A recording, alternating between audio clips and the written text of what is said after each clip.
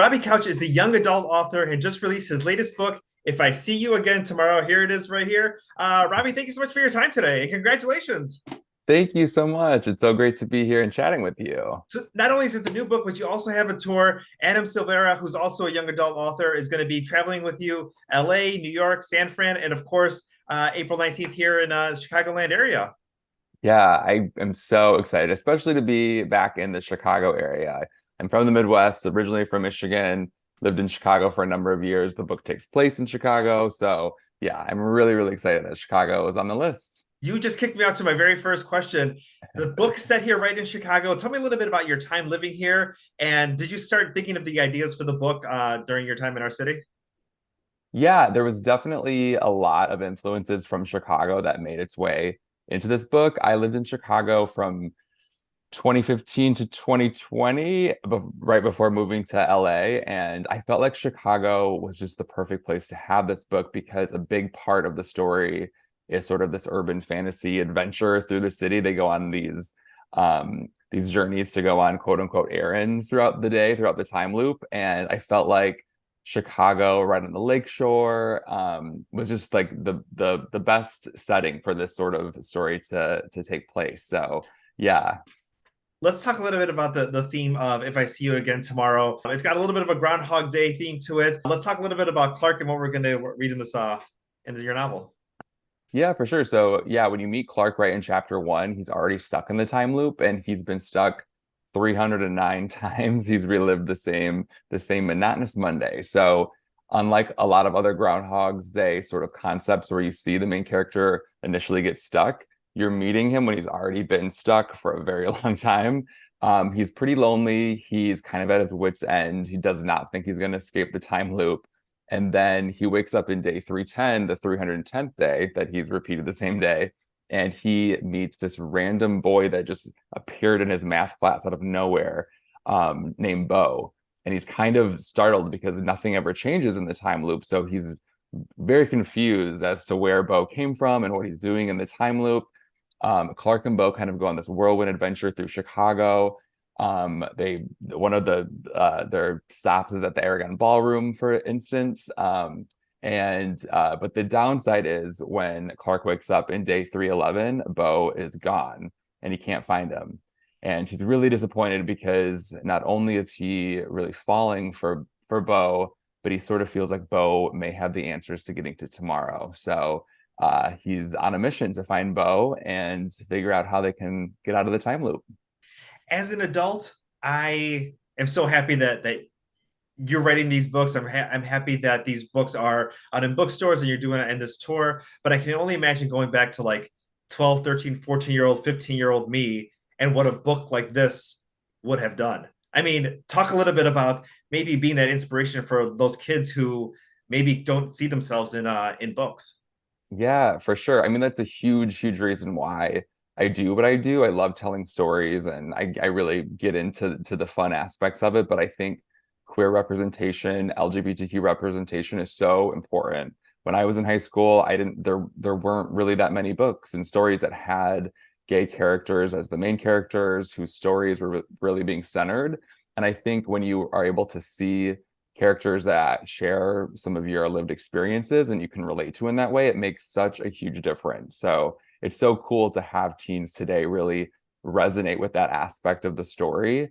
And it's just as cool to hear from, readers my age in their 30s, 40s, and older who say kind of what you just said, like, oh my gosh, I love this book and I really wish I had more books like this when I was in high school. It's such an important part of what I do. And yeah, I feel very privileged to be able to do it. I mean, just a side note. I mean, obviously, you're assigned different books when you're in high school, and you see different love relationships and longing after somebody, and you're like, "Oh, this is fun," and I'm excited to see where it goes. But it was a rare thing, if none, to be able to have a point where you're like, "I could see myself. I got to get through this book. I got to see how it ends." And I think that is such a big, wonderful thing that the kids are going to be able to enjoy, especially in 2023 and the years ahead of us.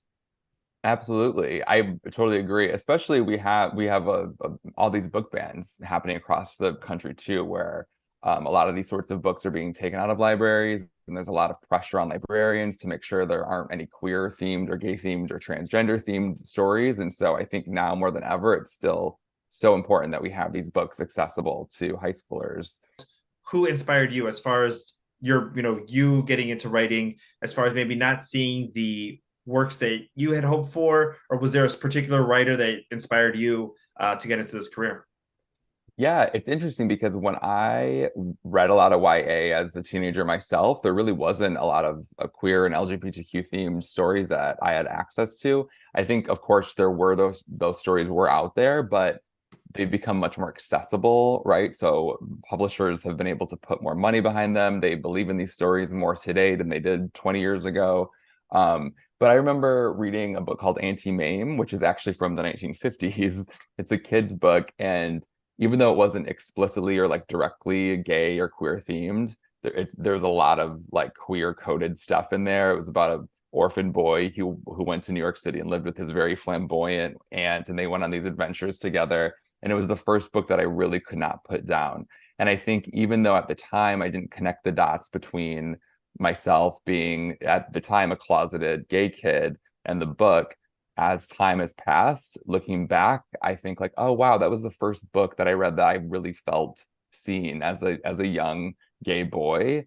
And so that was a big influence on me. But even more recently in my 20s, readers like Adam Silvera, who I'm going on tour with, authors, I should say, Becky Albertalli, Julian Winters, Jason June. There's so many up and coming and really successful established YA authors who are queer, who are really blazing trails for the next generation of queer writers. And yeah, I'm just really grateful to kind of be a part of this wave of LGBTQ authors, hopefully making these stories more accessible. We had Blame for the Win and The Sky Blues, which came out during the pandemic time. So I'm assuming you probably got a lot of messages through social media or people DMing you as far as like, I love the book, but you were just in San Antonio and now you get to meet the fans face to Yeah. face. How's this experience been so far? It was so wild. And we had this massive line at our signing tents, me and Adam. And I was kind of blown away. And I looked over at Adam at one point, kind of expecting him to be used to it because he's been in the game for longer than I have. And he has, a bunch of best-selling books. But we kind of made eye contact, and I could tell even he was a little like, whoa, a little overwhelmed by the like outpouring love and support. And it was just such a cool experience. I mean, it's wonderful to be able to interact with readers, yeah, on Instagram and Twitter, and that's great and lovely. But it's such a different experience to be able to chat with them right in front of you and have that one-on-one, face-to-face interaction. It means the world to me, and it's so cool to see my books out there making a difference. It's why I do what I do. So it was wild in the best way. In the best way. And even let's go back to the character of Clark here for a moment, because especially during the pandemic, the past couple of years, people haven't been able to see their friends. People maybe have moved to another state. Their parents may have gone through some tough times, and this is all themes that Clark is going through, and things that so many people can relate to.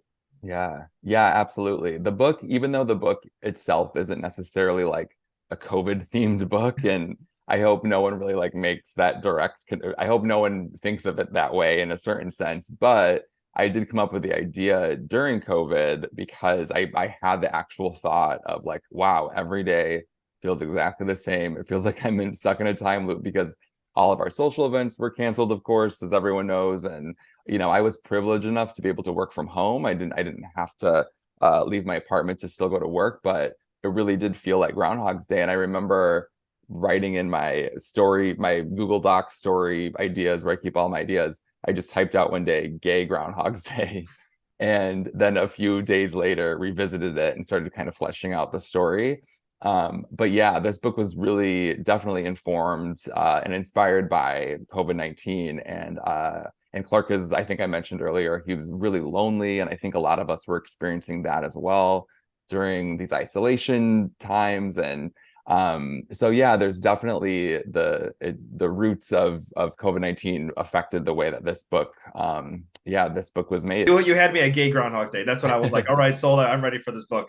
Perfect. let's talk a little bit about the tour. So it's going to be you and Adam Silvera together, um, interviewing each other, talking a little bit about your books, book signing. Tell me what's going to be Yeah. taking place. Yeah, it's going to be just a very casual chat. We're definitely we'll start out each event with kind of a Q&A where we'll talk about the book, but then we definitely have time for interactions with audience members where people can ask questions. I've heard there might be some surprises along the way. I don't know what those surprises are, but we'll see.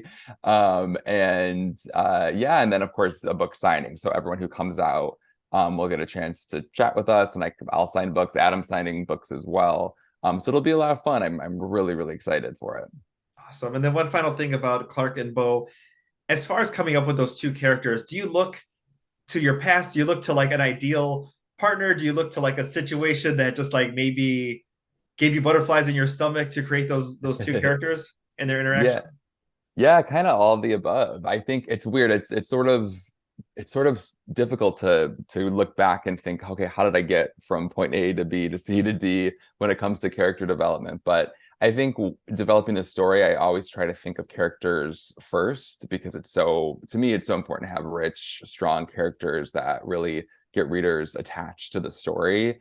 And so, yeah, thinking about Clark and Bo and where I wanted to take the story, the way I kind of built out those characters, we're just looking at yeah, the story itself and what sort of qualities and characteristics made the most sense for the story I wanted to tell. So yeah, there's definitely some looking at past relationships and past crushes and drawing from that as well. Awesome. Well, Robbie, thank you so much for your time today. Again, in stores now. If I see you again tomorrow, RobbieCouch.com, where you can go ahead and find that info. He's also on a tour right now with Adam Silvera, stopping in LA, New York, San Francisco, and of course, April 19th at Anderson's Bookshop in Naperville. And thank you so much for your time today, and have a wonderful, release week. Thank you so much. This was great. So much fun. Thank you. Thank you so much.